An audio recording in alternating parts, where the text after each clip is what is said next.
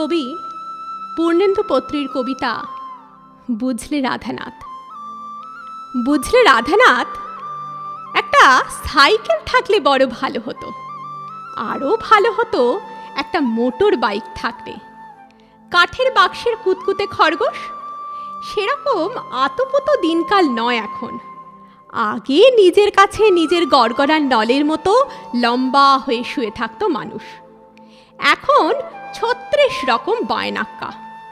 বুঝলে রাধানাথ, মানুষের এখন ৫২ রকম উবুজ্বলন্ত খিদে। একটা মানুষের এখন ড্রয়িং রুম দিল্লিতে, বাথরুম ত্রিবান্দমে, আর বেডরুম ৩২-এ গুলু ওস্তাগর লেনে।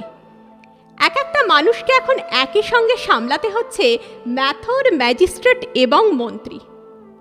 টেলিফোন নামিয়ে রাখলে টেলেক্স, টেলেক্স ফুরিয়ে গেলে টেলিগ্রাম। ব্যস্ত স্টেনোর আঙুলের মতো এ থেকে ওয়াই, ওয়াই থেকে এফ, এফ থেকে জি এবং জেড পর্যন্ত মানুষের মার দাঙ্গা দৌড়। নিজস্ব রেলগাড়ি ছাড়া বুঝলে রাধানাথ, এত সব লাঞ্চ এবং ডিনার, এত সব ক্লাব, কনফারেন্স, সেমিনার, এত সব সিঁড়ি, সুড়ঙ্গ এবং রঙিন চোরাবালির কাছে ঝটঝট পৌঁছানো বড় হ্যাঙ্গামার ব্যাপার। একটা অ্যাম্বাসাডার থাকলে বড় ভালো হতো। বুঝলে রাধানাথ, আরও ভালো হতো ছেলেবেলার শালিকের মতো একটা পোষা হেলিকপ্টার থাকলে।